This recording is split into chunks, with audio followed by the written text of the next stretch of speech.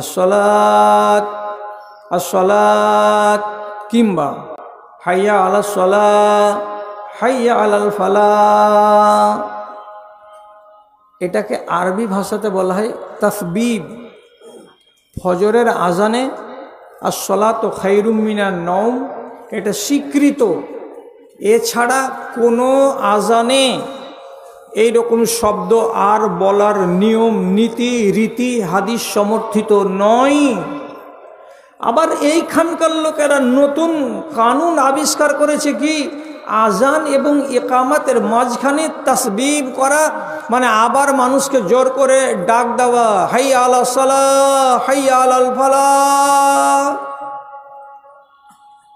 আজানের পরে আবার এই দুটো বাক্য বলে মানুষকে সচেতন করা, সাবধান করা, এটা তো হাদিস সম্মত নয়। তাহলে এই মুনকার হচ্ছে কোথায়? তো এই মসজিদে। এখন উনি একটা কানা মানুষ, সাথে আছে একটা লোক, এতগুলো মানুষ যারা এই আকীদায় বিশ্বাসী, তাদেরকে কি উনি আটকাতে পারবেন? তিনি সাথে সাথে মুজাহিদ সাথীকে ডেকে বলছেন, উখরুজ বিনা মিন হাযাল মসজিদে ফাইন্না হাউলাই মুবতাদিউন। ও আমার সাথী, আমার পথ প্রদর্শক মুজাহিদ, চলো উঠো এখান থেকে, আমার হাতটাকে ধরো আর রাস্তা দেখি আমাকে মসজিদের বাইরে নিয়ে চলো। এখানে আমরা আর জোহরের নামাজ পড়ব না। কেন পড়বেন না হযরত, কেন পড়বেন না? তো তিনি বলছেন এই লোকগুলো হলো বিদাতি। কেন? আল্লাহ পাকের নবীর হাদিসে যেগুলো কথা নাই সেগুলো তারা শরীয়ত বানিয়ে চালায়। রাসূলুল্লাহর আজানের ভেতরে কেবল ফজরের আজানে আছে তাসবিব, তাছাড়া বাকি 4 ওয়াক্তের আজানে কোনো রকমের তাসবিব বলে কথা নেই। অথচ এরা জোহরের আজান হয়েছে, তারপরে আবার নতুন করে মানুষেরাকে ডাকছে হাইয়া আলাস সালাহ আর হাইয়া আলাল ফালাহ বলে। এটা শরীয়ত সম্মত নয়। আর যেখানকার মানুষেরা এমন বিদাত করে, সে মানুষের সঙ্গে আমার নামাজ পড়া চলবে না। আমি এমন মুনকারকে মন থেকে অপছন্দ করি, আমি এই মুনকারকে মন থেকে ঘেন্না করি। তার জন্য এই বিদাতীদের কাছে থাকবো না। চলো চলো এখান থেকে চলে যাই। সাথে সাথে বেরিয়ে চলে গেলেন। তিনি শুধু মুখ খুলতে পারলেন না ওই জায়গায়, কেন? যে ওদের মেজরিটি। তাহলে তিনি নিজে এটা তো ওসুল কায়েম করলেন যে যেখানে মুনকার হবে সেখান থেকে আমাকে কেটে পড়তে হবে, আমি ঘৃণা করি বলে। উনি তো নিজেকে বাঁচিয়ে নিলেন। আপনি পারবেন বাঁচাতে? যদি বেয়াদবি না হয় তো আপনার কাছে মাপ চেয়ে নিচ্ছি। এদেশের কোন একটা মহিলা পালিয়ে আপনার গ্রামে চলে এসেছে, আপনার বাড়িতে উঠেছে, ছেলেটাও উঠেছে, এরা আপনাকে চাচা চাচা বলছে। দূরের রেশতা আপনি, চাচা আমরা একজন আর একজনকে ভালোবাসি, আমরা বিয়ে করব, তো আমাদের মা বাবারা সম্মতি দেয় না, তা আপনি আমাদের বিয়েটা পড়িয়ে দেন। আপনি গ্রামের সর্দার, মাতব্বর লোক, আপনি বলছেন দেখো তো মেয়েটা সাবালিকা ছেলেটা সাবালক, এরা যদি একজন আর একজনকে চাই, বাবা মা দিবে না, তো যখন ওরা আমাকে গার্জেন মেনেছে, আমাকে বড় বলে মানছে, তো বিয়ের কাজটা করে দিই। এবার আপনি মুরব্বী মানুষ, গ্রামের একটা মাওলানাকে ডাকলেন, আর ডাকার পরে বলছেন ভাই উমুক সাহেব, এই ছেলে মেয়ের মধ্যে একটু ইজাব কবুল করিয়ে দেন তো, নিকাহটা পড়িয়ে দেন তো। আমার মতো একটা টুপিওয়ালা মৌলবি ওই মজলিসে বসে 500 টাকার ভিখারি, এই জালিল ইনসান একবার জিজ্ঞাসা করলো না যে সর্দারজি এটা আপনার বেটি যে আপনার বাড়িতে বিয়ে হচ্ছে, ছেলেটাকে? এরা যে পালিয়ে এসেছে, এর বাপ যদি অনুমতি না দেয় তো বিয়ে হবে না। তোর বাপ কি মরে গেছে? আপনি কেন আর বাপ হতে গেলেন? এই বিবাহ জায়েজ হবে না। আমি কোন কথা, আমার চাইতে যদি আরো বড় বড় ইলামি তারানগর এলাকার যদি বড় বড় একজন মাদানী আলেমকে ডেকে আনেন, উনি ওই বিয়েটাকে হালাল করে দিতে পারবেন না। আমি বিয়ে পড়াবো না, না আমার নিজের ইমানকে আমি বিক্রি করব না। এই কথাটা বলে কোনো একটা আলেমের বেটা আলেম ওই মজলিস থেকে নিজেকে সরিয়ে নিতে পেরেছেন বা পারবেন? পারে না। কেন? তোর হালাল হবে না হারাম হবে, আয়াত 3টা পড়ে দেবো, ইজাব কবুল করিয়ে দেবো, 1000টা টাকা পাবো, বিহাটা রাইতের, এটা বিয়া হলো হুড়ের বিয়া। এই 1000টা টাকা কে ছাড়ে, পকেটে ভরে নিলাম, হাসতে হাসতে চলে নিলাম। আপনি মুনকারকে চিনলেন না? যেই দেশের মানুষেরা মুনকারকে বলে ভুলে যাবে, তার বিরুদ্ধে গর্জে উঠাটাকে বন্ধ করে দেবে। আপনাকে কি বলেছি আধা ঘন্টা আগে, ইবনে বাজ রাহিমাহুল্লাহ বলছেন মেরুদণ্ডহীন জাতি, তাদের কাছে ঈমান আছে তো পোকা লাগা ঈমান। কেন দাঁড়া কথাই বলছি যে আমি একজন 64 বছর বয়সের বয়স্ক মানুষ, আমার ভিতরে সেই আবেগ নেই, সেই উচ্ছ্বাস নেই যেভাবে ভাই শাহাবুদ্দিন সাহেব কথাগুলো বলছিলেন। এবং আমার রচিত সবগুলো গজলকে তিনি এক এক করে মুখস্থ করে নিয়েছেন, এটা এক শুকরিয়া। ঠিক সেইভাবে আমি আপনাদেরকে আকৃষ্ট করতে পারবো না, তবে যে কথাগুলো বলতে ইচ্ছা করেছি, কথাগুলোকে যদি হেফাজত করেন তাহলে আপনার জীবনে অবশ্যই কাজ দেবে, এটা আমি আল্লাহকে সাক্ষী রেখে বলতে পারি। তাহলে কথা আরম্ভ করছি। আল্লাহ রাব্বুল আলামিন বললেন, এই কওমকে আবিষ্কার করা হয়েছে খায়রে উম্মত হিসেবে। উৎকৃষ্ট উম্মত হলেন আপনি। কেন আপনি এত উৎকৃষ্ট আল্লাহ তাআলার কাছে? যেহেতু আপনার কাঁধে আছে দুটি কাজ। কি দুটি কাজ? আপনি মানুষকে ভালো কথা বলবেন, ভালোর দিকে আহ্বান করবেন, 1। 2 নম্বর, চোখের সামনে যদি কোথাও মুনকার, অন্যায় দেখতে পান, তাহলে সেই অন্যায়কে আপনি রোধ করবেন, রুখে দেবেন, সেই অন্যায়কে আপনি আটকে দেবেন। এই দুটি মহৎ কাজ আপনার উপরে ন্যস্ত হয়েছে বলে আপনাকে সবচাইতে উত্তম কওম এবং উত্তম জাতি হিসাবে রব্বুল আলামিন স্বীকৃতি দিয়েছেন সূরা আল ইমরানে। আপনি জিজ্ঞেস করুন কোন এক ভাইকে, কেন আগেকার উম্মতরা কি এই কাজ করতেন না? হযরত ঈসা আলাইহিস সালামের কওম, মুসা আলাইহিস সালামের কওম, নবী দাউদ আলাইহিস সালামের কওম, এরা কি এই কাজগুলো করতেন না? তাহলে স্পষ্ট করে জেনে রাখুন, আমার নবীকে বাদ দিয়ে তার আগে যতগুলো পয়গম্বর দুনিয়াতে এসেছিলেন, তারা তার নিজস্ব জাতিকে শুধু হিদায়েতের কাজ করতেন, সমগ্র দেশের মানুষের জন্য নবী হয়ে তিনারা আসেননি। তিনি তার নিজের সম্প্রদায়কে ওয়াজ করতেন, নসিহত করতেন, এবং উম্মতিদের উপরে এটা দায়িত্ব ছিল না যে তারা দাওয়াত ইলাল্লাহ, আল্লাহর দিকে আহ্বান করবে, এটা উম্মতের দায়িত্ব ছিল না, এটা ছিল নবীদের দায়িত্ব। কিন্তু আমার নবীকে রব্বুল আলামিন যখন দুনিয়াতে প্রেরণ করলেন, তখন তিনি স্পষ্ট করে বলে দিলেন, ওয়ামা আরসালনাকা ইল্লা কাফাতান লিন্নাসে বাশীরাও ওয়া নাযীরা।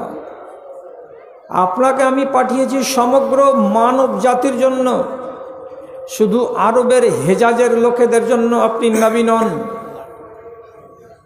আপনি সারা পৃথিবীতে যত জাতি এবং জনজাতি আছে, সমগ্র মানবের জন্য আপনি হলেন নবী।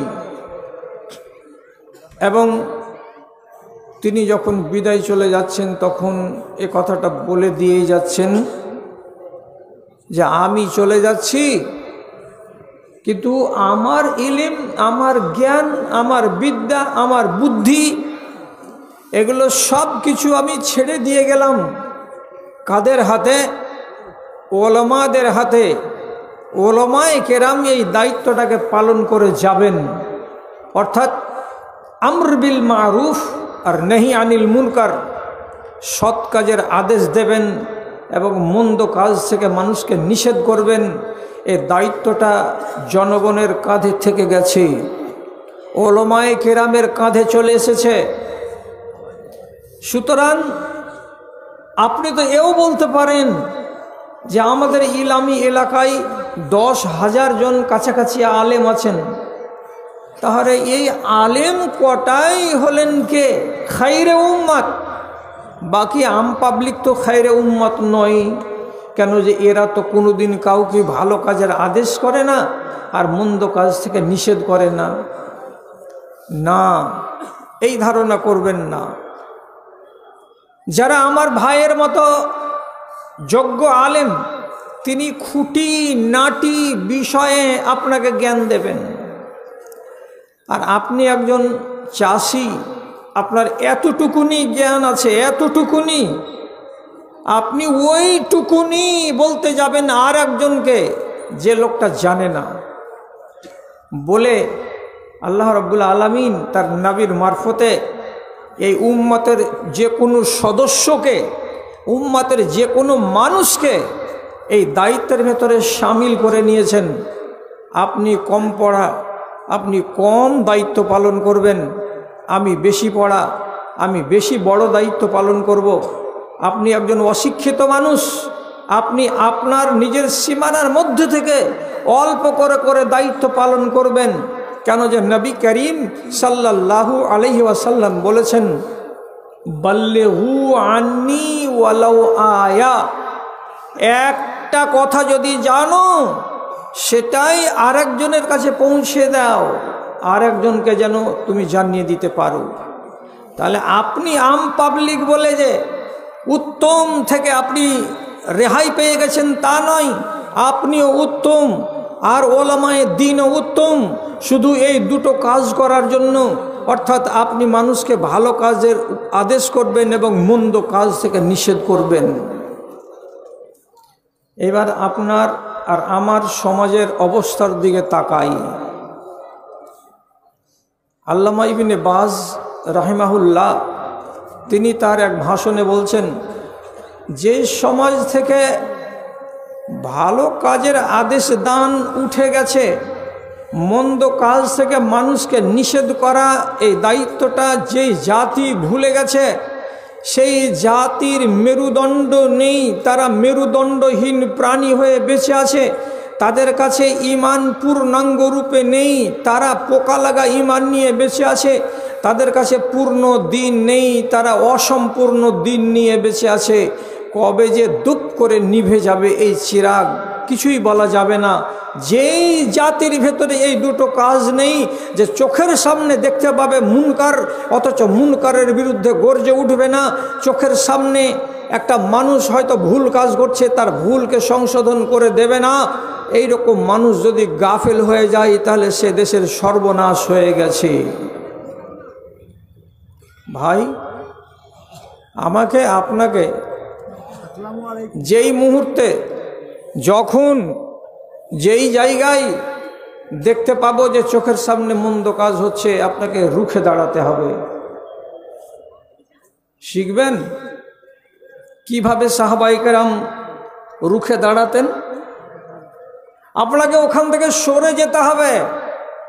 যদি সামাল দিতে না পারেন, শিখবেন কিভাবে সরে যেতে হয় মন্দ থেকে। মন্দ যেখানে ঘটছে তাকে যদি রোধ করতে না পারি, নিজের ঈমানকে বাঁচাবার জন্য কেটে পড়ুন সেখান থেকে, যাতে ওই আগুন আপনাকে টাচ না করে। ছোট করে বলছি, হযরত উমর রাদিয়াল্লাহু তাআলা আনহুর জামানায় কনস্তান্তিনোপলে যুদ্ধ হলো।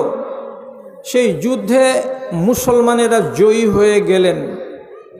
সেখানে ছিলেন নেতা হিসাবে আমির মুআবিয়া রাদিয়াল্লাহু তাআলা আনহু।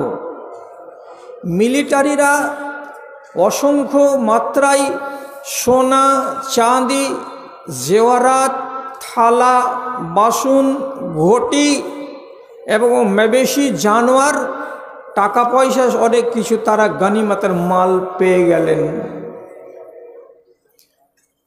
ছোট ছোট সোনার টুকরা, চাঁদির টুকরা। এরা মনে মনে বলল যে এই জিনিসগুলোকে, ছোটগুলোকে যদি বড় করে নেওয়া যায় অথবা বাজারে বিক্রি করে দেওয়া যায় তাহলে বেশি ভালো হবে। সুতরাং মিলিটারিরা সেই দেশের বাজারে গিয়ে একগুলো সোনা দিয়ে আর একগুলো সোনাকে কিনে নেই, একগুলো চাঁদি দিয়ে আর একগুলো চাঁদিকে কিনে নেই, সোনার বদলে সোনা, চাঁদির বদলে চাঁদি বাজারে কিনাকিনি করে তারা নিজেদের সামানগুলোকে মানানসই এবং জুতসই করে নিচ্ছে। ওই জায়গাতে উপস্থিত ছিলেন এক সাহাবী আবু দারদা রাদিয়াল্লাহু তাআলা আনহু। তিনি সাথে সাথে হযরতে মুআবিয়া রাদিয়াল্লাহু তাআলা আনহুকে বলছেন, ভাই আপনি 10,000, 20,000, 30,000 মিলিটারিদের নেতা,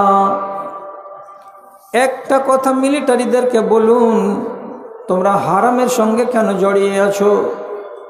সোনার বদলে সোনা, চাঁদির বদলে চাঁদি, খেজুরের বদলে খেজুর, লবণের বদলে লবণ, এইভাবে কেনা নেওয়া দেওয়া করা হারাম। এটা তো সুদ। কেন তোমরা সোনা দিয়ে সোনা কিনছো, চাঁদি দিয়ে চাঁদি কিনছো? এটা হারাম কাজ কেন করছো তোমরা? আপনি বলুন না একবার। আপনি বলতে গেলেই এতগুলো সাহাবী এই হারাম কাজ থেকে বেঁচে যাবে, এরা অন্যায় কাজ করছে, এরা হাদিসের উল্টো কাজ করছে, এটা মুনকার। হযরতে মুআবিয়া একটু মাথাটাকে খাটিয়ে খুটিয়ে পরক্ষণে জবাব দিয়ে বলছেন, ইন্নী লাম আরা ফিহি বাসান। আবু দারদা ভাই, আপনি এটাকে হারাম বলছেন, এটা চলবে না বলছেন, কিন্তু আমি মুআবিয়া বলছি এমন করে লেনদেন করাতে কোনো অসুবিধা নাই। এটা যদি সাহাবীরা করে তো করতেই পারে, কাজে আপনি এদেরকে নিষেধ করবেন না। তখন হযরতে আবু দারদা বলছেন, ইন্নী উহাদ্দিসুকা হাদিসান নবী ও আনতা তুহাদ্দিসুনি বিনাফসিকা। আমি আপনাকে রাসূলুল্লাহর হাদিস বলছি আর আপনি আমাকে আপনার মনের কথা বলছেন। আমি বলছি এটা হারাম রাসূলের হাদিস থেকে, আর আপনি বলছেন আমার মন বলছে এটা হারাম নয়, এটা করা যাবে। তাহলে এই মুনকারের সঙ্গে আপনিও জড়িয়ে আছেন। সুতরাং এমন মুনকার থেকে আমাকে বাঁচতে হবে কি করে? সাথে সাথে আবু দারদা তাকে শুনিয়ে বলছেন, ফাইন্নী লাম ওসাকিনুকা ফি বালাদিন আনতা ফিহা। হে মুআবিয়া, আপনার মতো লোক, যে লোকটা রাসূলুল্লাহর হাদিসকে অগ্রাহ্য করে, যেই লোকটা রাসূলুল্লাহর হাদিসকে অন্য তর্জমা করে, তার গলত ব্যাখ্যা বিশ্লেষণ করে শোনাই এবং মানুষকে একটা মন্দ কাজ থেকে রহিত করে দিতে পারে না, আপনার মতো নেতা যেই দেশের মাটিতে থাকবে, সেই দেশের মাটিতে আমি যতদিন বাঁচব ততদিন আর বাস করব না, আপনার কাছেই থাকব না, আপনার ধারেই যাব না। আপনি যে দেশে থাকবেন সে দেশ থেকে অনেক দূর এলাকায় চলে যাব, যেখানে আমার ঈমানকে খাতরা হবে না, যেখানকার লোকেরা মন্দ কাজ করবে না। চিন্তা করেন, ইনি একজন সাহাবী, ইনি একজন সাহাবী, দুজনে মতবিরোধ। তিনি নিজেকে কিভাবে সরিয়ে আনছেন যে এখানে মুনকার হয় আর আপনি মুনকারকে সমর্থন করেন, সুতরাং আপনার মতো লোকের সঙ্গে আমার বসবাস হবে না। সমস্ত মিলিটারি কনস্টান্টিনোপলের এলাকা থেকে সিরিয়ার মাটিতে ফিরে চলে এলেন। হযরতে আবু দারদা রাদিয়াল্লাহু তাআলা আনহু তিনি সিরিয়াতে ফিরে না গিয়ে সরাসরি মদিনা চলে এলেন। হযরতে উমর রাদিয়াল্লাহু তাআলা আনহু একে দেখতে পাওয়ার পরে জিজ্ঞেস করে বলছেন, হে আবু দারদা, সারাটা এলাকার মিলিটারিরা যুদ্ধের শেষে নিজের বাড়ি ফিরে গেছে, তুমি কেন বাড়ি ফিরে যাওনি, এখানে কিসের জন্য তুমি আবার বিদেশে চলে এসেছো? তখন তিনি আবেগের সাথে বললেন, হে খলিফাতুল মুসলিমিন, আমি কসম খেয়ে নিয়েছি যে ওই জায়গায় আর যাব না, ওই মানুষটার সাথে আমি উঠবো না আর বসবো না, যে মানুষটা নবীজির হাদিসকে অমান্য করে। কি হয়েছে? বলছে এই ঘটনা ঘটেছে। এবার হযরত উমর রাদিয়াল্লাহু তাআলা আনহু একখানা কাগজ হাতে করলেন আর কলম দিয়ে দুটো কথা লিখে দিলেন, আর দেওয়ার পরে সেই চিঠিখানা আবার আবু দারদার হাতে তুলে দিলেন, আর দেওয়ার পরে তাকে পাঠিয়ে দিলেন কোথায়? সিরিয়ায়। যাও আবু দারদা, তোমার মতো একটা নেককার মানুষ যদি কোনো এলাকায় না থাকে তো তাহলে সেই এলাকাটার কোনো মূল্য থাকে না, ওজন থাকে না, ধার থাকে না, ভার থাকে না। তুমি ওখানে চলে যাও এবং আমি যে চিঠিখানা দিলাম সে চিঠিখানা আমির মুআবিয়াকে সেখানে তুমি দিয়ে দিও, গভর্নর মুআবিয়াকে দিয়ে দিও। এই বলে চিঠিখানা দিলেন। আবু দারদা সেই চিঠিখানাকে যখন দিয়ে দিলেন হযরতে মুআবিয়ার হাতে, তখন হযরতে মুআবিয়া মাথাটাকে নিচু করলেন, আর করার পরে তিনি নিজের সম্মতি জ্ঞাপন করে বলছেন, আবু দারদা, তোমার সিদ্ধান্তটা ঠিক আছে, আমার সিদ্ধান্তটা ভুল আছে। তুমি যে রাগ করে চলে গেছিলে সিরিয়াকে ছেড়ে দিয়ে, এটা আমার উপরে ক্ষোভ করে চলে গেছিলে কেন? যে আমি মুনকারকে মুনকার বলতে যাইনি। এটা হলো তোমার ইমানের জোশ, তোমার ইমানের জজবা। আমি তোমাকে সম্মান করি এবং তোমার যেটা দাবি সেই দাবিটা হযরত উমর রাদিয়াল্লাহু তাআলা আনহু সমর্থন করেছেন আর করার পরে আমার কাছে পাঠিয়ে দিয়েছেন। তার জন্য আমি এটাকে মেনে নিলাম, এটাকে সমর্থন করে দিলাম। আজ থেকে আপনার বিরোধিতা আমি করব না, আপনি আনন্দের সাথে আমার সাথে বাস করেন। তাহলে আপনারা তো জ্ঞানীগুণী এলাকার জ্ঞানীগুণী মানুষ, বুঝতে পারলেন চোখের সামনে যদি একটা মুনকার হয় তাহলে সে ব্যাপারে আপনার পদক্ষেপ কত দূর হওয়া উচিত। এখন এটার মূলে যদি আপনাকে তিনটা কথা বলি তাহলে আমাকে তাড়াতাড়ি করিয়েন না আর রাস্তা ঘেরিয়েন না। কি কথা? মসজিদে আজান পড়ছে, আপনাদের ইলামির বাজারে যে কোনো দোকান খোলা থাকছে, চায়ের দোকান, পার্টসের দোকান, মোবাইলের দোকান, আর কিছু দোকান, আর কিছু দোকান, একটাও দোকান বন্ধ হয় না। এইরকম একটা মানুষ পাওয়া যাবে না এই শহরের ভিতরে, এই গ্রামের ভেতরে, যে মানুষটা ওই চায়ের দোকানদারকে গিয়ে বলবে আজান পড়ে গেছে তারপরেও তোর দোকান খোলা আছে, কোন সাহসে? তোর ভেতরে ঈমান আছে না নাই? তুই যদি এই নামাজ না পড়বি তো দেশবাসীকে বেঈমান বানাবি কেন? দোকানটা বন্ধ করে দে, তাহলে হবে এটা কি আর 10 জন লোক তোর দোকানে বসে বসে জামাত ছাড়বে না, নামাজ ছাড়বে না। এই করে আপনি কি পারবেন? সেই সাহস আছে? তৎক্ষণাৎ বলে দিতে পারবেন প্রতিবাদের স্বরে, বন্ধ করো দোকান, চলো আল্লাহর ঘরের দিকে? পারবেন? পারবেন না। তার মানে কি আপনি তাহলে মুনকারকে সমর্থন করেন? আপনি বলছেন আমার ক্ষমতা নেই। ক্ষমতা নেই তাহলে একটা কাজ করতে পারবেন? আমার ভাই মাদানী সাহেবকে আমি সাক্ষী করে বলছি, রাসূলুল্লাহ বলেছেন মুনকারকে হাত দিয়ে রোধ করো। হাত দিয়ে যদি রোধ না করতে পারো তাহলে মুখ দিয়ে রোধ করো। মুখ দিয়ে যদি রোধ করতে না পারো তো অন্তর থেকে ঘৃণা করো। আপনি অন্তর থেকে ঘৃণা কি করে করবেন? সন্ধ্যাবেলায় চা খেতে আসবেন, চায়ের দোকানের নাম মহবুল হোসেন, আপনি ওর দোকানকে ছেড়ে দেন, দিয়ে অন্য দোকানে যান। আপনাকে জিজ্ঞেস করবে, চাচা প্রতিদিন আমার দোকানে চা খাও, আজকে আমার দোকান ছেড়ে চলে গেলে অন্য দোকানে কেন? আপনি পরিষ্কার বলুন, তোকে ঘৃণা করি, তোকে ঘৃণা করি, তোর আচরণকে ঘৃণা করি। নামাজের টাইমে তোর দোকান বন্ধ হয় না, মাগরিবের টাইমে তোর দোকান চলে, তাহলে তোর মতন বেঈমানের দোকানে যদি আমি বসি তাহলে তোকে সমর্থন করা হবে? হাদিস বলছে রাসূলুল্লাহর জালেকা আযআফুল ঈমান, এটা হলো আপনার দুর্বল ঈমানের পরিচয়। আপনি কি এই দুর্বল ঈমানের পরিচয় দিতে পারবেন? পারবেন না।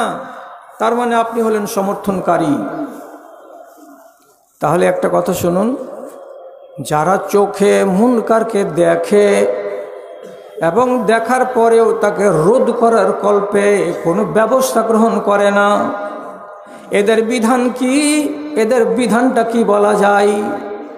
ওলামায়ে দ্বীন, বিশেষ করে আজকের জমানার যারা আন্তর্জাতিক খ্যাতিসম্পন্ন এবং বিগত দিনের যারা আন্তর্জাতিক খ্যাতিসম্পন্ন ওলামা, সৌদি আরবের মুফতিগণ, তিনারা বলছেন লুইনাল্লাযীনা কাফারু আলা লিসানি দাউদ, নবী দাউদের মুখের দ্বারাই তাদের উপরে লানত নাজিল হয়েছে। ঈসা নবীর দ্বারাই তার মুখ থেকে তাদের উপরে লানত নাজিল হয়েছে। কেন নাজিল হয়েছে? যে তারা লা ইয়াতানাহাউনা আনিল মুনকারে, এরা মুনকার সম্বন্ধে কাউকে বারণ করতে যেত না।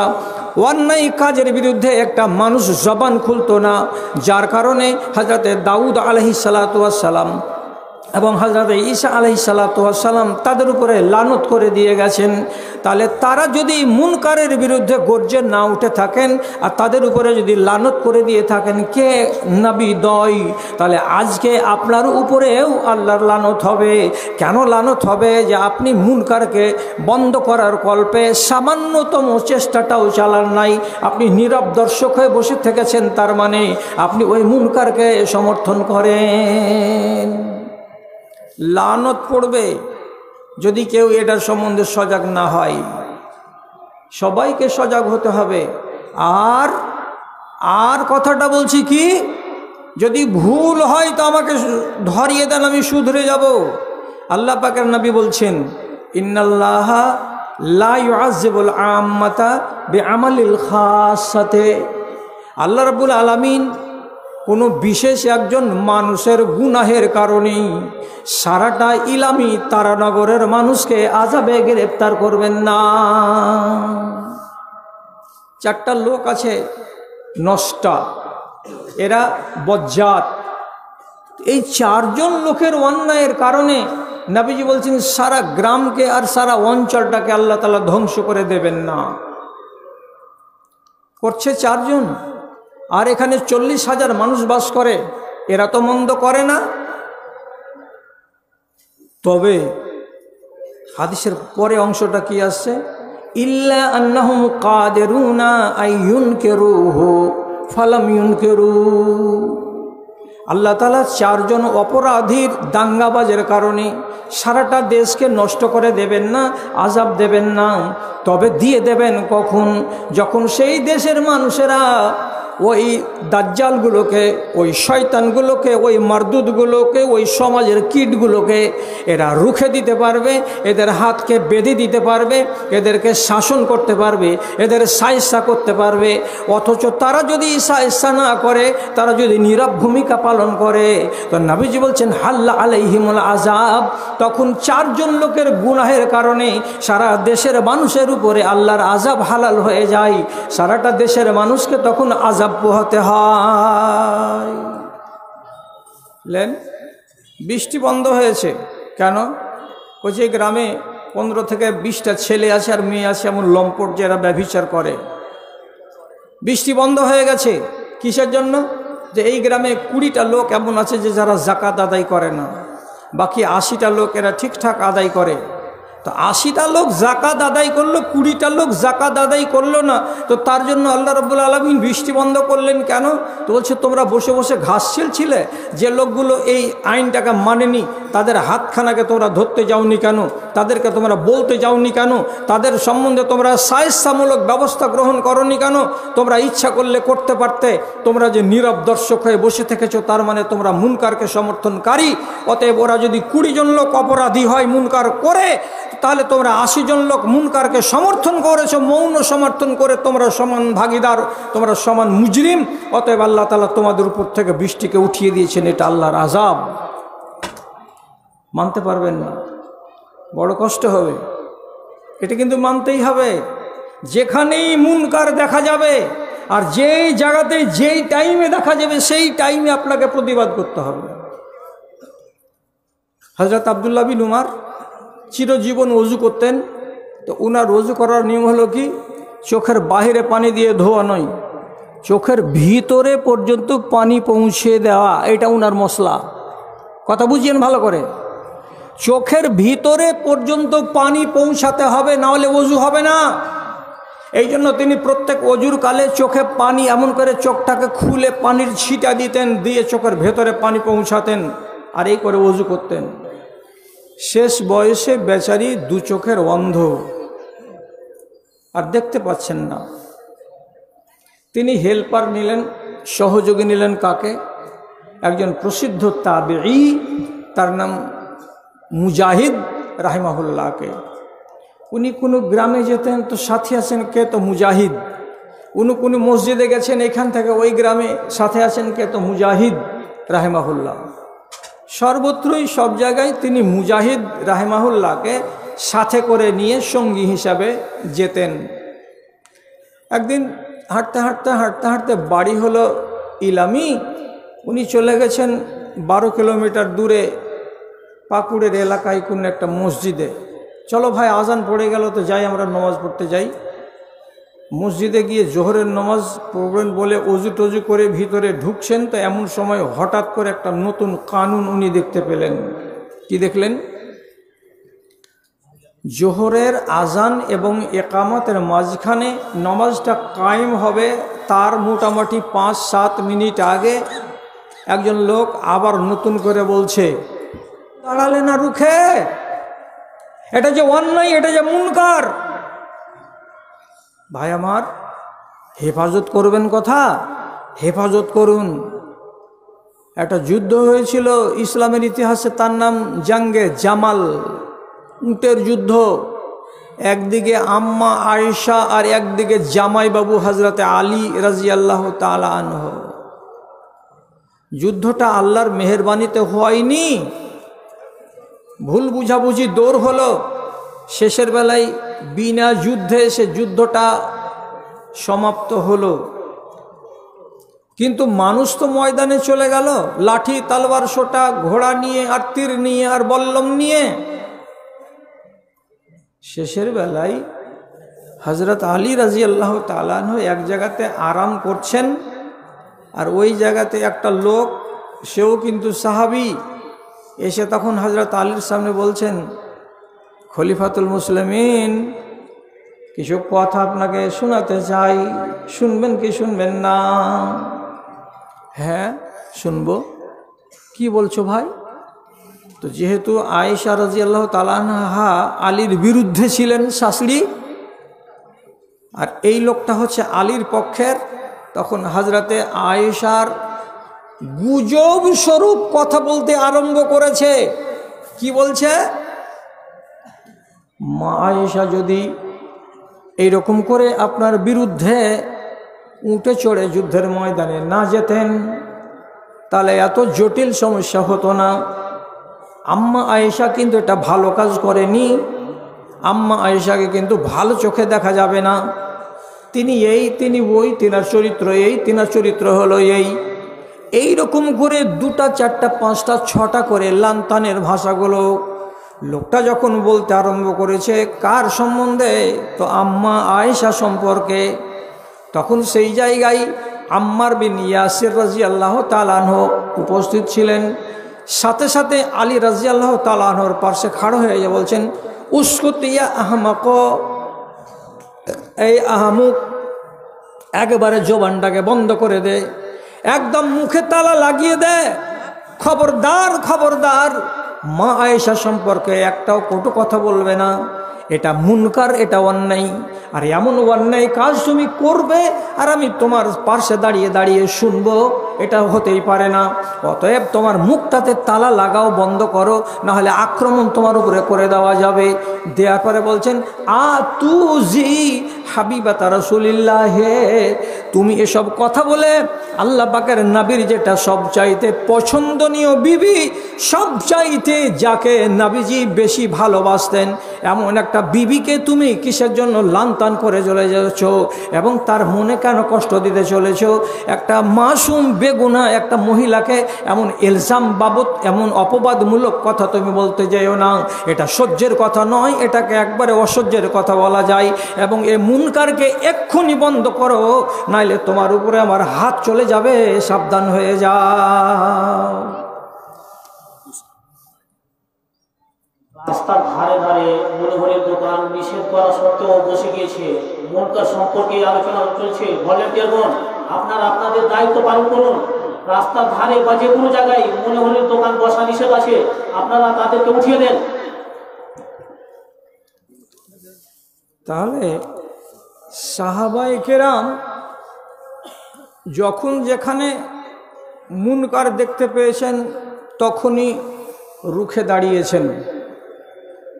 আমার শ্রদ্ধেয় ভাই সভাপতিকে সাক্ষী করে বলছি, মোড়লদের সম্পর্কে দুই রকমের হাদিস আছে।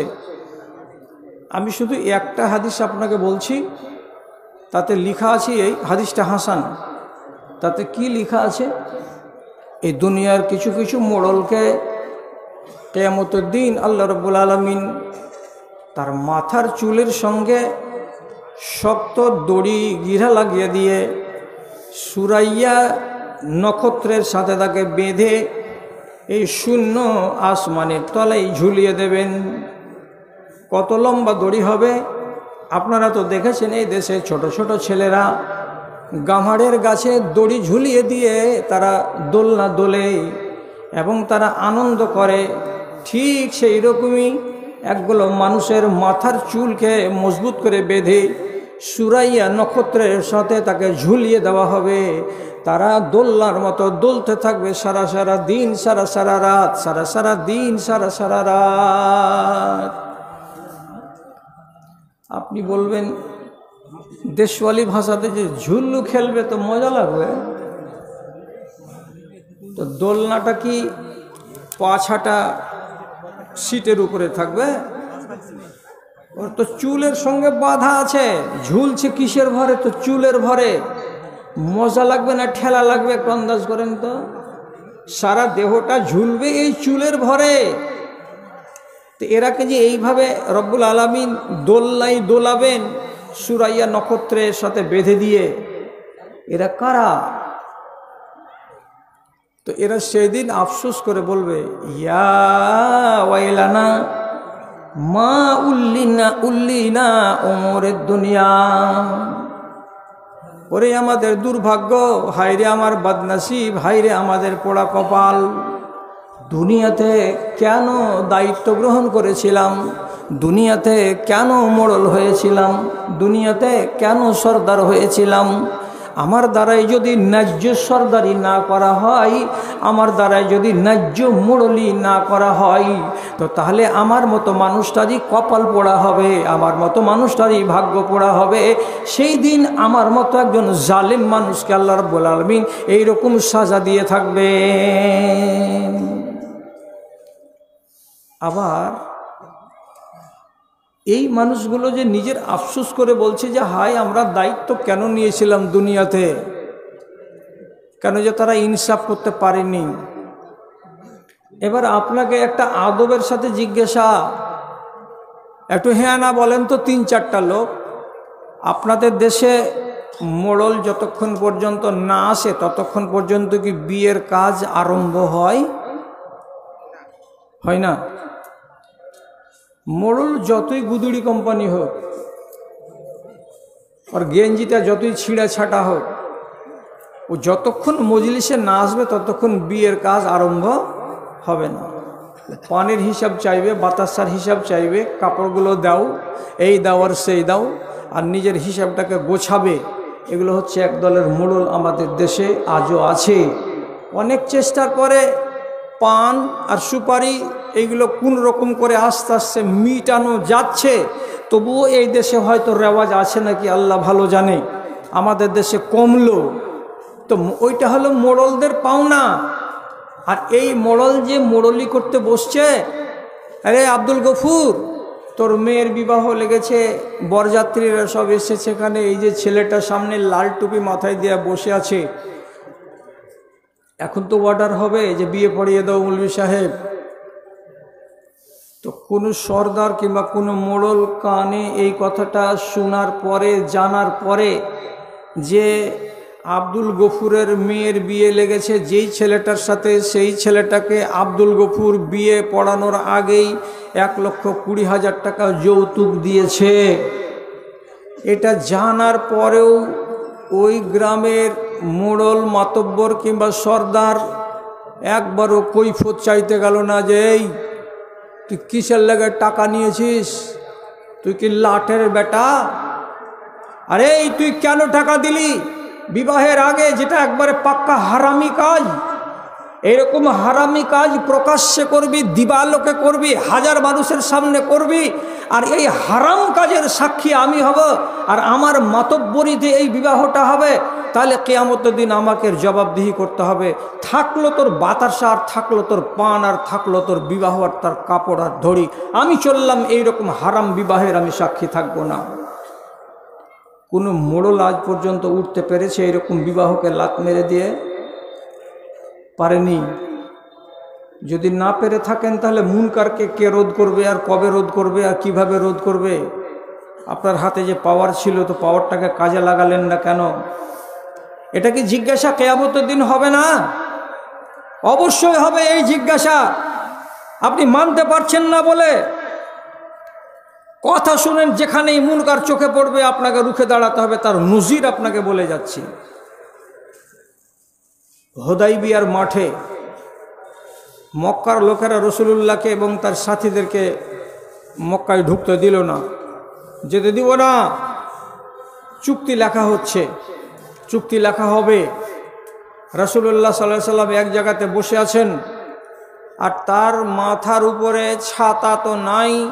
সেই যুগের আরবি ভাষাতে বলা হয় মিগফার, মানে ঢাল, যেগুলো চ্যাপ্টার টিন দিয়ে তৈরি করা থাকে, মিলিটারিরা হাতে করে থাকে। তো কেউ তরবারি মারলে এটার সামনে পাতিয়ে দিলে হাত কাটবে না, ঢালে আটকাবে। এই ছাতার মতো গোল জিনিসটাকে বলে ঢাল।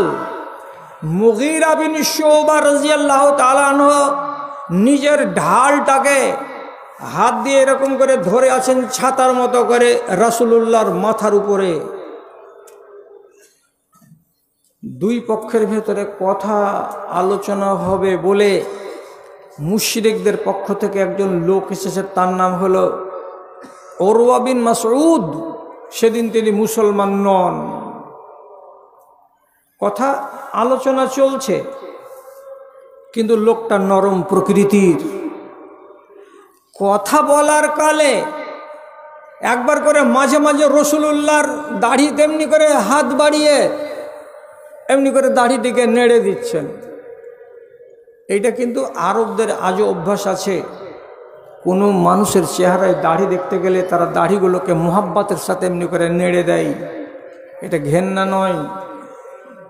ও বেচারি এমনি করে রাসূলুল্লাহর চেহারার দাড়িটিকে যেমনি নেড়ে দিতে যাচ্ছে, সাথে সাথে মুগীরা বিন শুবা তার তরবারির নখ দিয়ে হাতখানা কেমনি করে দিয়ে হটিয়ে দিয়ে বলছে, উকফুফ ইয়াদাকা আন ওয়াজহে রাসূলিল্লাহ, হাত হটাও, রাসূলুল্লাহর চেহারাতে হাত লাগাবে না, খবরদার, তোমাকে সাবধান করে বলছি। আচ্ছা, আপনি বলেন এই লোকটা এত কড়াভাবে বলছে কেন? হাত হটাও, রাসূলুল্লাহর চেহারাতে হাত লাগাতে আসছো। এর পেছনে কতটি যুক্তি আছে? যদি বেশি যুক্তি খোঁজ না করি তাহলে একটাই যুক্তি বলি, কি? তুমি একজন বেদিন, তুমি একজন মুশরিক, এবং আল্লাহ পাকের নবী হলেন পাক পবিত্র। তিনার পবিত্র চেহারায় দাড়িতে তুমি হাত লাগাতে যাচ্ছ কেন? অতএব তোমার মতো মানুষের হাতখানাকে নবীজির চেহারায় লাগাতে দেব না। এটা আমার চোখে হলো অন্যায়, আমি অন্যায় বরদাস্ত করব না, আমি অন্যায় হতে দেব না। এটা কত বড় কথা! এটা কি কোনো আসমান ভাঙা কথা হলো? অথচ একটা সাহাবীর মানসিকতাটা কেমন, যে আমার চোখে এটা মুনকার, তুমি একজন নাপাক মানুষ, তার মানে মুশরিক, আর তুমি কেন তোমার হাত রাসূলুল্লাহর দাড়িতে লাগাতে যাবে? রাসূলুল্লাহর দাড়ি তো পাক, তোমার মতো মানুষকে এখানে হাত লাগাতে দেব না। অতএব এই মুনকারকে আমি বরদাস্ত করি না বলে আমি আমার তরবারি দিয়ে তোমাকে এমনি করে ধাক্কা দিয়ে বলছি, সরাও হাত। তাহলে এদের মানসিকতাগুলো কত তেজ ছিল মুনকারের বিরুদ্ধে। উরওয়া বিন মাসউদ চিনে এই ছেলেটাকে, তারপরেও রাসূলুল্লাহকে বলছেন, মান হাজা ইয়া রাসূলুল্লাহ, হে আল্লাহ পাকের রসুল, এই লোকটাকে, ছেলেটাকে, এই জোয়ানটাকে? তখন রাসূলুল্লাহ বলছেন, হাজা ইবনু আখিকা, এটা তোমার ভাইয়ের বেটা, মানে তোমার ভাতিজা। তখন মুচকি হেসে বলছেন, আমার ভাইয়ের বেটা, ভাতিজা মানে মুগীরা বিন শুবা। সাথে সাথে তখন তিনি মুগীরা বিন শুবাকে তার 3 দিন আগেকার কথাকে স্মরণ করিয়ে দিয়ে বলছে, আগাসাল তাসাওয়াতাকা ইল্লা বিল আমসে, তুমি যে মাত্র কয়দিন আগে 13টা বানি কেনানা গোত্রের মানুষকে মার্ডার করেছিলে, তো মানুষকে মার্ডার করার পরে তো মাত্র 3 দিন হয়েছে তোমার হাতকে ধোয়া, আর আজকে তুমি আমাকে বলছো হাত হটাও, নবীজির চেহারায় হাত লাগাবে না। হোক 3 দিন আগে মার্ডার করা, ইসলাম কবুল করার আগে যত গুনাহ বা হোক না কেন, ইসলাম কবুল করলে সব গুনাহ মাপ। রাসূলুল্লাহ বলছেন, তার আগে 13টা মার্ডার হয়েছে না 14টা মার্ডার হয়েছে, ওগুলো আমার দেখার বিষয় নয়। ঈমান কবুল করার পরে তার দ্বারা যদি কোনো ভুল হয়ে থাকে তো আমাকে বলো, তাহলে আমি সেটাকে দেখব। কিন্তু ঈমানের আগে যা ঘটে গেছে সেটাকে আল্লাহ নিজে মাফ করে দিতে চেয়েছেন, অতএব ওই কথাটা বাদ দাও। আচ্ছা, আপনাকে তো মানুষের কথা বললাম, মুনকার সম্বন্ধে মানুষ কিভাবে গর্জে উঠে, আমি 2টো প্রাণীর কথা বলছি আপনাকে। বেশি সময় আপনাদের নেব না, কম সময় বলবো, আর তারপরে আপনাকে ছাড়বো, আবার আমি নিজে ছুটি নেব। বুখারীতে একটা হাদিস আছে, তার বর্ণনাকারী হলেন আমর বিন মাইমুন। উনি সাহাবী হতে পারেননি, তবে রাসূলুল্লাহর যুগকে পেয়েছেন, তাহলে তাবিঈ তাকে নিশ্চয় বলা যায়। এই হাদিসটা বুখারীতে এসেছে। আমর বিন মাইমুন তিনি নিজে বলছেন, রাআইতু ফিল জাহিলিয়াতে ইজতামা কিরাদাতান আলা কিরাদাতিন ফাজামা জানাত ফারাজামুহা ফারাজামতু মাহুম। তিনি কি বলছেন, আমি আলেম ভাইদের কাছে বিনয়ের সাথে জানিয়ে দিচ্ছি, এই হাদিসটার ব্যাখ্যা বিভিন্নজন বিভিন্ন রকম করেছেন। আমি ইবনে হাজার আসকালানী রাহিমাহুল্লাহর মত অনুসারে তার কথাটাকে বলছি। কি বলছেন? তো বলছে, আমর বিন মাইমুন বলছেন, এটা তো রসুলের কথা নয়, এটা তো সাহাবীর কথা নয়, অতএব এটাকে নিয়ে আপনি মাথা গরম করতে যাবেন না। কথাটা কে বলছেন? এমন একজন লোক যিনি তাবেঈ, রাসূলের যুগ পেয়েছেন অথচ তিনি রাসূলকে দেখেননি, তিনি নিজের অভিজ্ঞতার কথাটা বলছেন, আর সেই কথাটাকে ইমাম বুখারী রাহমাতুল্লাহ আলাইহি তার কিতাবে এনেছেন। তো কি বলছে? আমি দেখতে পাচ্ছি একটা মাদি বাঁদর এক জায়গাতে শুয়ে আছে, আর তার হাতখানা আর একটা নর বাঁদরের ঘাড়ের তলায় পাশ করা আছে। এর মানেটা কি? বাঁদর এবং বাঁদরনি এরা দুজন পাশাপাশি শুয়ে আছে। এমন সময় তাদের পাশে আর একটা কোন জায়গা থেকে নতুন বাঁদর এলো, আর বাঁদরটা এসে আস্তে আস্তে ফিসফিস করে এই মাদা বাঁদরটার কানে কি যে বলল। তখন এই মাদিটা করলো কি, যেই বাঁদরের ঘাড়ের তলায় তার হাতখানা ছিল, আস্তে আস্তে করে সুর করে হাতখানাকে টেনে বার করে নিল, আর নেওয়ার পরে এই আলগা বাঁদরটার সঙ্গে হাঁটতে হাঁটতে একটু দূরে গেল, আর যাওয়ার পরে সেই বাঁদর এবং বাঁদরনি এরা জঙ্গলের ভেতরেই শারীরিক সম্পর্ক করলো, তার মানে মিলন করলো। যখন বাঁদর বাঁদরনিতে মিলন হলো, তারপরে এই বাঁদরনি অর্থাৎ মাদি বাঁদর আবার এসে যেই বাঁদরটার কাছে শুয়েছিল, যার ঘাড়ের তলায় হাত ভরে আরাম করছিল দুই বাঁদর বাঁদরনি, ওর ঘাড়ের তলাতে আবার হাত ঢুকিয়ে আগের মতো করতে যাচ্ছিল।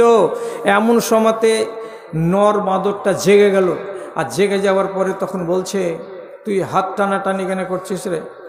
এই চাওয়ালা, এই চাংড়া, তোর চলন কেন এত খারাপ রে? হ্যাঁ, ভারতবর্ষে তোর চা বেচার জন্য কোনো জায়গা নেই নাকি? ফাজলামো করার জায়গা মিলে না। এখানকার মানুষগুলোর ঘাড়ের উপরে উপরে চা বিক্রি করে বেড়াচ্ছে। ফ্রি খাওয়াচ্ছিস নাকি?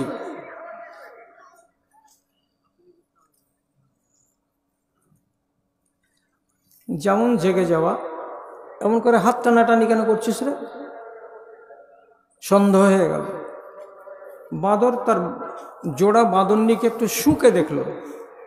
শুকে দেখার পরে ওর নিশ্চিত ধারণা হয়ে গেল এই মাদি বাঁদরনি আমাকে ফাঁকি দিয়ে আমার কাছ থেকে অন্য জায়গায় গেছে, আর যাওয়ার পরে অন্য বাঁদরের সাথে মিলামিশা করেছে। কি করতে হবে? ওর সাথে সাথে ডানে বামে আর অনেকগুলো বাঁদর ছিল, সবকে ডেকে আনলো। হাদিসের শব্দটা কি? রাআইতু জামাআতান মিনাল কিরাদে ইজতামাউ আলা কিরাদাতিন জানাত ফারাজামুহা ফারাজামতু মাহুম।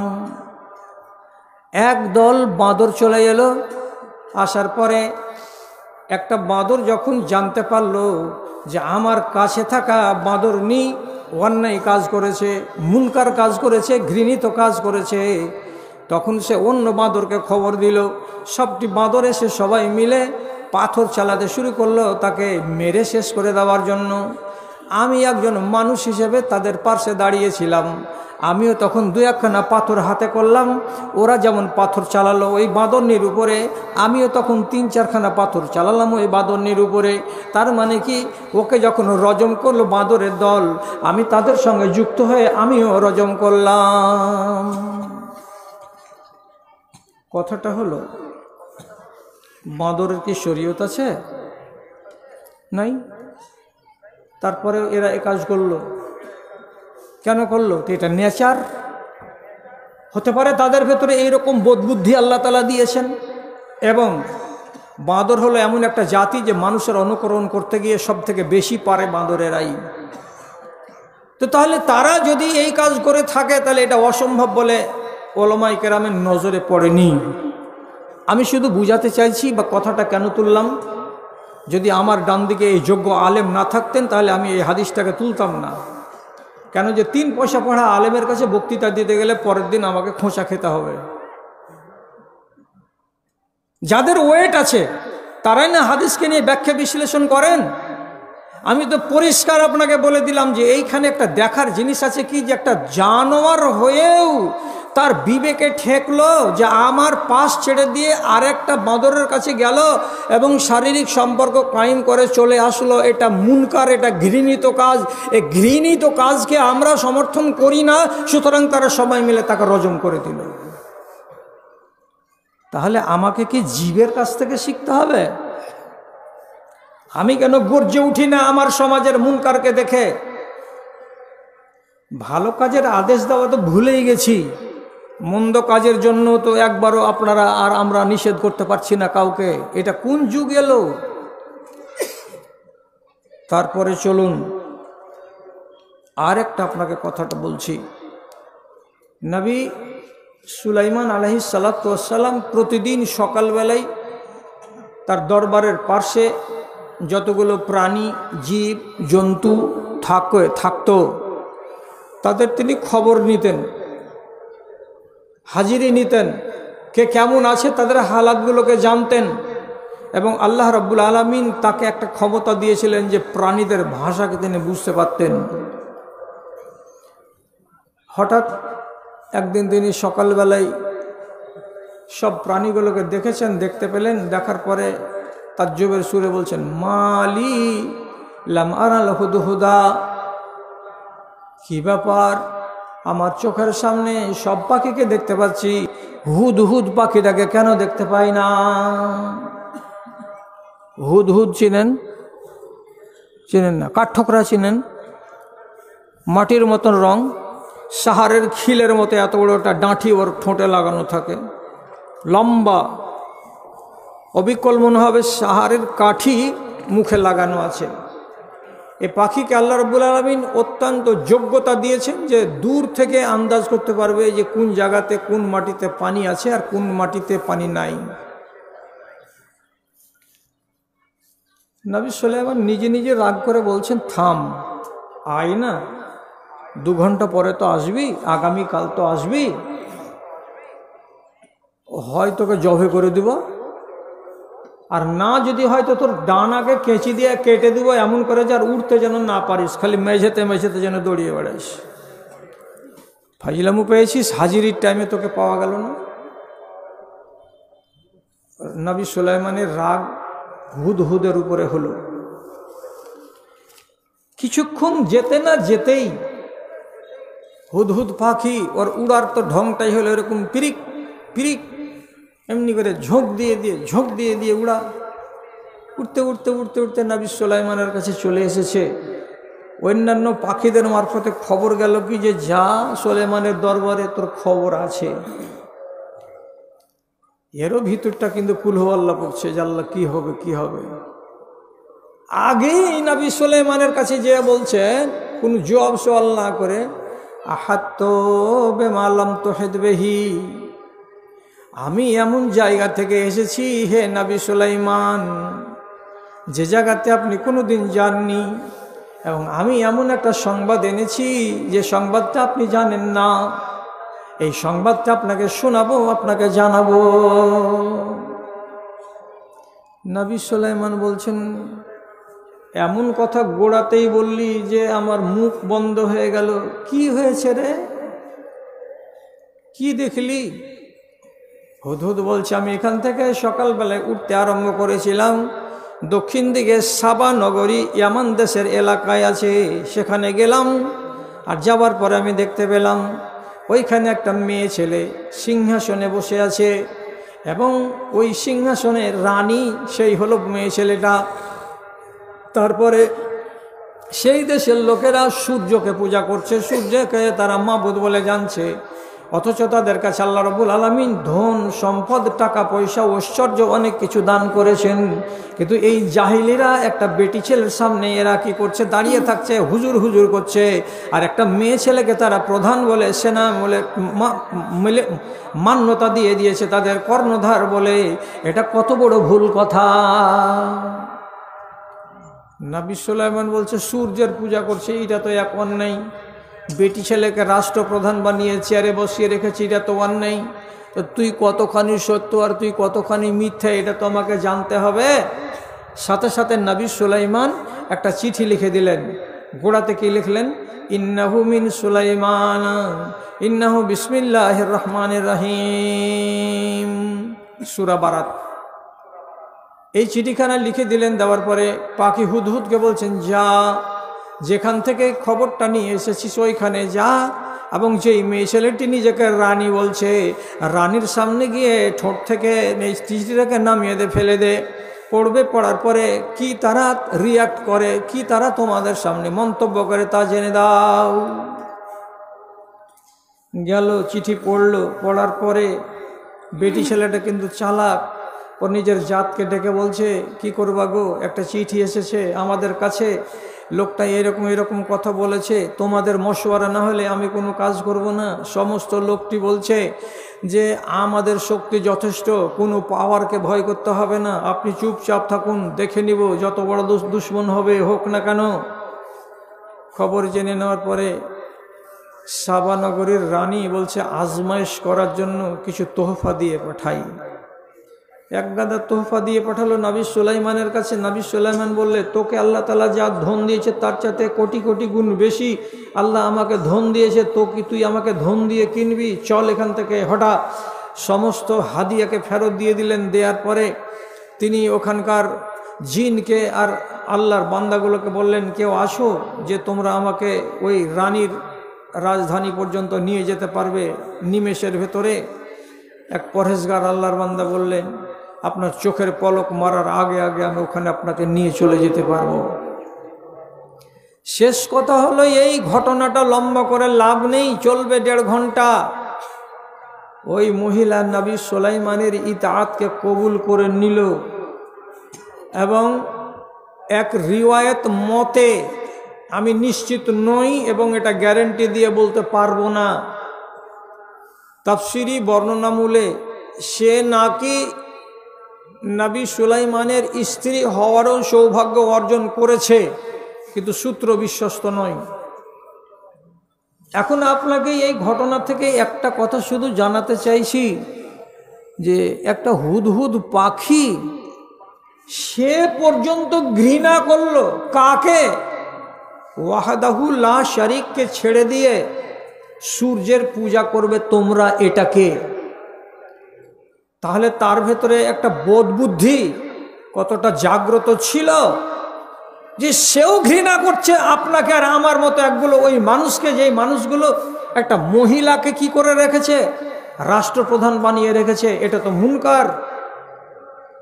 আর সেই মুনকারের ব্যাকগ্রাউন্ডকে জেনে নেওয়ার পর নবী সুলাইমান সেই এলাকাটাকে নিজের দখলে নিয়ে আসলেন এবং এই মহিলা ইমানের ছায়াতলে আসতে পারল। প্রসঙ্গ তো বললাম আপনার সামনে, ঘৃণা করুন মুনকারকে।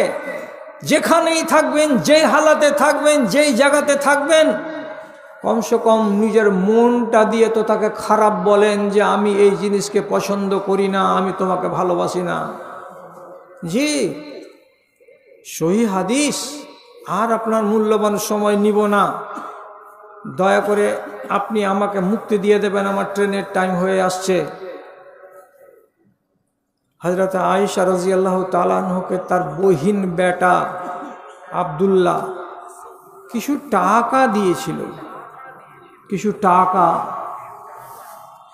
সেই টাকা কয়টাকে হযরত আয়েশা 8 দিনের ভিতরেই আল্লাহর পথে গরিব দুঃখী মিসকিন ফকিরকে দান করে দিয়ে শেষ করে দিল। কানে খবর গেল আব্দুল্লাহ বিন জুবাইরের। তখন তিনি বলছেন, লাতানতাহিয়ান্না আয়েশা তো আওলা আহজরান্না আলাইহা, হয় আমাদের খালা আয়েশাকে হাতটাকে বন্ধ করে নিতে হবে, এইভাবে সব টাকা পয়সাকে খরচ করে দিয়ে নিজে ফকির হলে চলবে না, মুহতাজ হয়ে গেলে চলবে না। এত করে কেন খরচ করে মা আয়েশা? অতএব তাকে রুখতে হবে, তাকে বাধা দিতে হবে, জোর করতে হবে। আর সে যদি না মানে তো তাহলে তার হাতকে বেঁধে দিতে হবে। কে বলছে? বহিন বেটা। কার কথা বলছে? খালার কথা। এত কেন খরচ করে? ওকে রুখতে হবে জোর করে, আর না যদি রুকা যায় তাহলে ওর হাত পাকে বেঁধে দিতে হবে। দোষটা কি আম্মা আয়েশার? টাকা খরচ করেন বেশি, এটাই। আম্মা আয়েশার কানে খবর গেল, সাথে সাথে আম্মা আয়েশা ক্রোধিত হলেন। হওয়ার পরে বলছেন, আহুয়া কালা যা, সত্যি কি তোমরা শুনেছ নাকি আমার বহিন বেটা এইরকম কথা বলেছে? তারা বলছে, জি হ্যাঁ, আমরা কানে শুনেছি আপনার বহিনের ছেলে আব্দুল্লাহ বিন জুবাইর এমন কথাটা বলেছে। আপনি হলেন তার আপন খালা, অথচ আপনার সম্বন্ধে এইরকম ভাষা তার মুখ থেকে বেরিয়েছে। এটা কথা মা আয়েশাকে খারাপ লাগলো। এটা ভালো কথা নয়।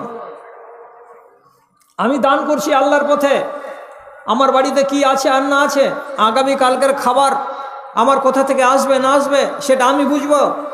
আর তার জন্য তুমি আমাকে বলবে কি হয় তোমাকে বন্ধ করতে হবে এই ধান্দা, আর না হয় তোমার হাতকে রুখে দেওয়া যাবে, তোমার হাতকে বেঁধে দেওয়া যাবে। এত বড় আশ পালন করে কে? তো আমার বহিন বেটা। এটা বরদাস্ত করার মতো কথা নয়। সাথে সাথে মা আয়েশা বলছেন, আমি নজর মেনে নিলাম, আমি জীবনে যতদিন বাঁচব আমার বহিন বেটার সঙ্গে আমি কথা বলবো না, কথা বলবো না। এটা কসম খেয়ে নিলেন আম্মা আয়েশা। তারপর এবার 1 মাস গেল, 1.5 মাস গেল, 2 মাস গেল, 3 মাস গেল। কত বাহানা করে আব্দুল্লাহ বিন জুবাইর খালার বাড়ি আসে, খালার গলিতে আসে, খালার আশেপাশে আসে, খালার দিকে তাকাই, খালার কাছে যাই, কিন্তু খালা কোনো মতে নিজের বহিন বেটার দিকে চোখ তুলে তাকাই না। যখন দেখতে পেলেন আমার দিকে আমার খালা তাকাই না, আমার দিকে আমার খালা নজর দেয় না, জিনিসটা বড্ড কষ্টকর মনে হলো। কাকে? তো আব্দুল্লাহ বিন জুবাইরকে। এমন করে কেমন করে থাকা যায়? এত বড় জ্ঞানী গুণী মহিলা, যার সম্বন্ধে একটা কটু কথা বলেছি বলে আম্মা খালা আমার উপরে নারাজ হয়ে গেছেন। কি করা যায়, কি করা যায়? শেষের বেলা তিনি কি করলেন? মিসওয়ার ইবনে মাখরামা রাদিয়াল্লাহু তাআলা আনহু এবং আব্দুল্লাহ বিন আসওয়াদ রাদিয়াল্লাহু তাআলা আনহু, এই দুজন সাহাবীকে তিনি ধরলেন। আর ধরার পরে বলছেন, ওগো আল্লাহর নবীর খাস 2 সাহাবী, আপনারা দুজনকে আল্লাহর কসম দিয়ে বলছি, আপনারা যান আমার খালাকে গিয়ে বুঝান, আমার খালা যেন রাগটাকে মাটি করে দেয় এবং আমার সঙ্গে যেন কথা বলা বলি আরম্ভ করে দেয়। একদিন গেলেন, যে বলছেন, আম্মাজান আপনি আপনার ছেলের উপরে এত কড়া করে রাগ করেছেন কেন? ছেলেটা পেরেশান আছে, আপনার সঙ্গে কথা বলতে পায় না, তার জন্য আপনি একটু নরম হয়ে যান, ছেলের প্রতি সদয় হন একটু। আম্মা আয়েশা বলছেন না। আর একদিন এরা দুজনই এলো, সাথে করে নিয়ে আসলো কাকে? আব্দুল্লাহ বিন জুবাইরকে। একে বলছে তুমি লুকিয়ে থাকবা, চোখে যেন চোখ না পড়ে আম্মা আয়েশার। এরা দুজন একে লুকিয়ে নিয়ে আছে। তারপরে আম্মা আয়েশার বাড়ির কাছে যে বলছে, আম্মা যান আপনার বাড়ির ভিতরে আসবো কি না বলুন তো। তখন বলছে কে তোমরা? তো আমি উমুক আর উমুক। আসবো? তো বলছে যে আসো। বলছে আমরা দুজনই আসবো? নাই আকুল্য না, আমরা সবাই আসবো। দুজন বলতে গেলে তো ভুল হয়ে যাবে, তার জন্য বলছে আমরা সবাই আসবো। আম্মা আয়েশা বললেন হ্যাঁ তোমরা সবাই এসো। এই যে সবাই কথাটা হলো, এই ফাঁকে ফাঁকে দুজনের পর্দার আর জুব্বার আড়ে আড়ে লুকিয়ে হেঁটে ঘরের ভিতরে ঢুকে গেলেন কে? আব্দুল্লাহ বিন জুবাইর। এরা দুজন গিয়ে শুধু আম্মা আয়েশার সামনে খাড়ো হয়েছে সুপারিশ করার জন্য, আর একদিক থেকে বেরিয়ে আড়াল থেকে একবারে জাপটিয়ে ধরে নিয়েছে নিজের খালার শরীরকে, পাকে। কেন? যেটা তো খালা, খালা তো মায়ের জাত, অতএব ও তো মাহরাম, নিকটাত্মীয়, মায়ের জাতের কাছে এতটুকু লজ্জা তো আর নেই।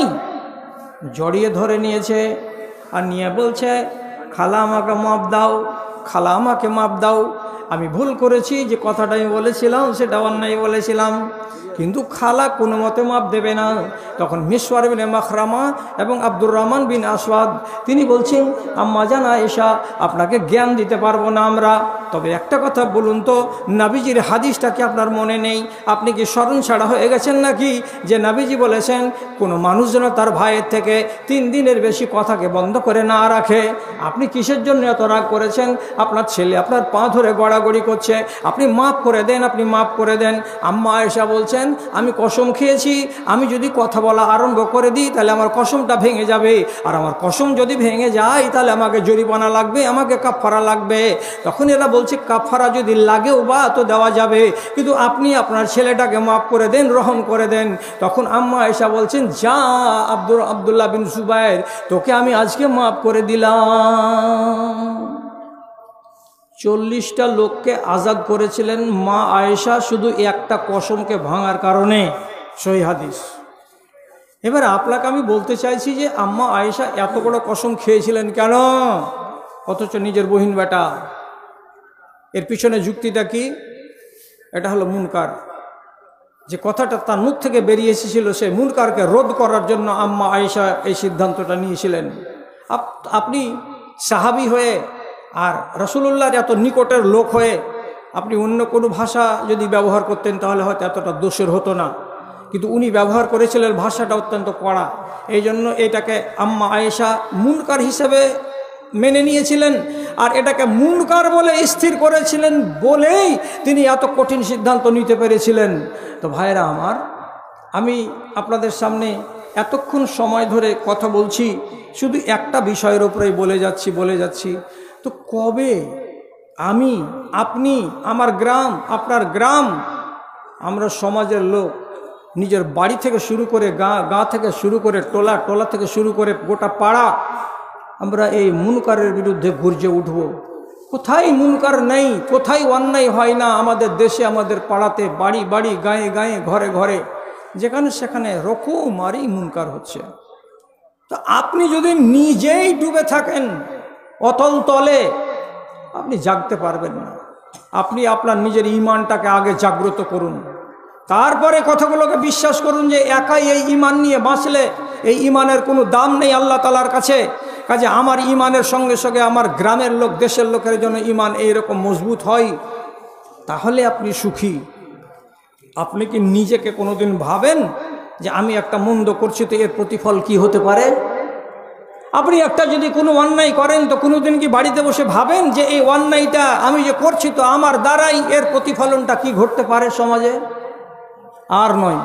শেষ করে দিলাম একটা কথা বলে। মুয়াবিয়া বিন হাকাম রাদিয়াল্লাহু তাআলা আনহু এক সাহাবী, তিনি রাসূলুল্লাহর কাছে এসেছেন। তা এসেছেন তো উনার ভাবভঙ্গিমাগুলো বিধ্বস্ত, ঠিক করে কথা বলতে পারছেন না, দাঁড়িয়ে যেন থরথর করে কাঁপছেন। দিয়ে তিনি রসুলকে বলছেন, কানাত লি জারিয়া ফাসাক্কাতুহা সাক্কাতান, হে আল্লাহ পাকের রসুল, একটা কথা নিয়ে এসেছি আপনার কাছে। কি কথা? আমার একটা কাজের মেয়ে আছে, বাঁদি আছে, চাকরানি আছে। ওই মেয়ে ছেলেটি উহুদের কিনারায় ছাগল চড়াতে যায়। আজকে ছাগল চড়াতে গেছিল, আর যাওয়ার পরে একটা ছাগল বাঘে নিয়ে পালিয়ে গেছে, নেকড়েতে নিয়ে পালিয়ে গেছে। ছাগলটাকে সে বাঁচাতে পারেনি বাঘের হাত থেকে। আমি যখন গণনা করলাম আমার ছাগলকে, ছাগল কটা, তো একটা কম পেলাম। আমি জিজ্ঞেস করলাম ওই মহিলাকে, এই মেয়ে বলতো একটা ছাগল কম লাগছে কেন? তখন আমাকে জবাব দিয়ে বলছে, একটা নেকড়ে বাঘ এলো জঙ্গলের দিক থেকে, পাহাড়ের দিক থেকে এসে একটা ছাগলকে উঠিয়ে নিয়ে চলে গেছে, আমি তাকে বাঁচাতে পারিনি। যখনই আমি আমার বাঁদির মুখ থেকে কথাটা শুনলাম, সঙ্গে সঙ্গে ডান হাতখানাকে তুললাম, আর তোলার পরে তারা গালের ওপরে তাড়াম করে একটা চড় কষে দিলাম। একটা চড় মেরে দিয়েছি গালে, যেন তেন করে মারিনি, খুব জোরদারভাবে আঘাত করেছি। মহিলাটি যখন থেকে চড় খেয়েছে তখন থেকে একটু মনমরা হয়ে আছে, ঝিম ধরা হয়ে আছে। সারাদিন তার মনের ভেতরে যেন শান্তি নাই, তার মনের ভেতরে যেন আনন্দ নয়, কেমন যেন দুঃখিত ভাব নিয়ে বসে আছে। আমি নিজেকে চিন্তায় ফেলে দিলাম, হায় আল্লাহ, একটা নিরীহ, একটা শান্তশিষ্ট মেয়ে ছেলে, ছোট্ট একটা ভুল করেছে, তার জন্য তার গালে একটা চড় মেরে দিলাম। এটা কি ঠিক করলাম নাকি? এর জরিমানা যদি হয় তো কি হবে? এর খেসারত যদি দিতে হয় তো কি হবে? রাসূলুল্লাহর কাছে তিনি দৌড়ে চলে এলেন, আর আসার পরে বলছেন, আল্লাহ পাকের রাসূল, আমার দ্বারা একটা ভুল হয়েছে, আপনি বলুন তো আমি কি করতে পারি? আমার মনটা কিন্তু কাঁদছে মেয়েটাকে একটা চড় মারার পর। রাসূল বলছেন, মেয়েটাকে সাথে করে আনো। ওকে নিয়ে আসলো। আবার রাসূল তার দিকে আঙুল তুলে বলছেন, এই মেয়ে, একটা কথা বলো তো, আইন আল্লাহ, আল্লাহ কোথায়? মেয়েটি হাতটা উপর দিকে এমনি করে বলছে। এর মানে কি? আল্লাহ আছেন আসমানে। রাসূলুল্লাহ তারপরে বলছেন, মান আনা, এই মেয়ে বলো তো আমি কে? তখন মেয়েটি বলছে, আনতা রাসূলুল্লাহ, আপনি হলেন আল্লাহর রাসূল। যখন দুটো সুন্দর জবাব নবীজি পেলেন, তখন এই লোকটাকে বলছেন, এই মুয়াবিয়া বিন হাকাম, একটা মুমিনা, একটা ইমানদার মেয়ে ছেলের গালে এমনি করে চড় মেরেছ, সে হলো বাঁদি। অতএব এটা তোমার দ্বারাই অন্যায় হয়েছে। এই অন্যায় থেকে তুমি যদি নিজেকে মুক্ত করতে চাও, আতিকাহা, একে স্বাধীন করে দাও। তখনই নবীজির সামনে ওই মজলিসে দাঁড়িয়ে মুয়াবিয়া বিন হাকাম মেয়েটিকে বলছে, এই মহিলা, আমি আজ থেকে তোকে স্বাধীন করে দিলাম। তোকে যদি বাজারে বিক্রি করতাম তো 5 থেকে 7,000 দিরহাম আমি টাকা পেতাম। আমি টাকার পারোয়া করি না, আমি আমার নিজের ভুলটাকে সংশোধন করে পাচ্ছি, আমার খেসারত হয়ে গেল, এটাই হলো আমার কাছে বড় কথা। অতএব আমি তোমাকে আজাদ করে দিলাম। একটা ভুল হওয়ার পরে সাহাবায়ে কেরাম কেঁপে উঠছেন, আর আমরা ওই সাহাবীদের 35তম নসল। 10টা ভুল করার পরে আমাদের ভিতর কাঁপে না। এই তো ঈমান, আর এই ঈমান নিয়ে আমরা বেঁচে আছি। হায় হায় হায়, শুনছেন অনেক কথা, কিন্তু কাজে আসতে পারছে না। 20 শতাব্দীর মুসলিম মোরা, মোদের স্বরূপী এই ধর্মের টানে জনজাগরণে আমাদের সাড়া নেই। আমাদের মাঝে কোরআন রয়েছে, হাদিস রয়েছে, তাও আলেম বকিছে দিন করে। মুমিন দেখিতে পাও রে, মুমিন দেখিতে পাও।